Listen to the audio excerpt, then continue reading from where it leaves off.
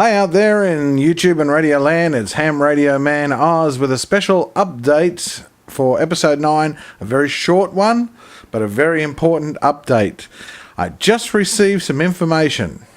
Now, if you go back to the last video that I just did, episode number 8, you'll see I was attempting to upgrade my DM5R Plus Baofeng radio, without success, mind you. Here it is.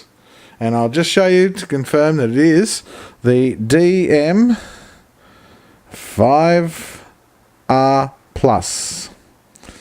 Now, it's still a good radio, but guess what? I just got an email from Radioddity when I asked them why it's not working. Well, the news isn't good.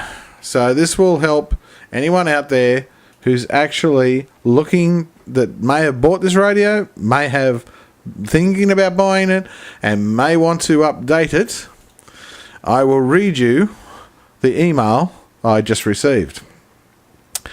Dear Sir, according to the confirmation from our tech department, the GD55, DM5R, and the DM5R Plus and MD680 are the same, that being Moto TRBO compatible without time slot 2. Now, I don't know quite what that means, but it gets further. I have to inform you that I'm afraid you need to purchase another radio, which is Tier 2 version, while it's public.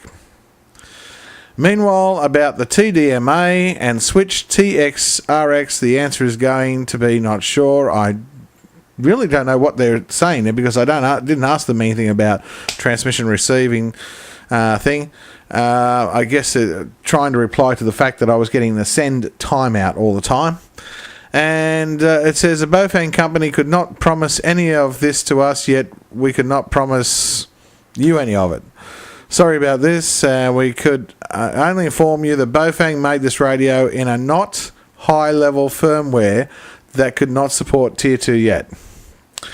Your kind understanding, blah, blah, blah. So, in other words, what they're saying is, this radio is not upgradable at all to the Tier 2. So, I just wasted 13 Australian dollars, $10 on buying the upgrade for nothing. Thank God it was only $10 American or $13 Australian. Thank God that's all it was. Because if it had been, $20, $30, I would be rather ticked off. As you can imagine, any of us would be, finding out that, okay, we've got a digital radio, it can't be upgraded to Tier 2, and it isn't Tier 2, it's still on Tier 1. And so really it's not really even a digital radio. The only good thing is that if you bought 2 of these, you can talk to each other and no one can understand you. That's the only good thing about them, is that if you wanted to talk a digital mode, just buy 2 of these. Fine. Cheap as chips. If you want true digital radio out there, I've seen reviews on the TYTs and a few other on the internet as well.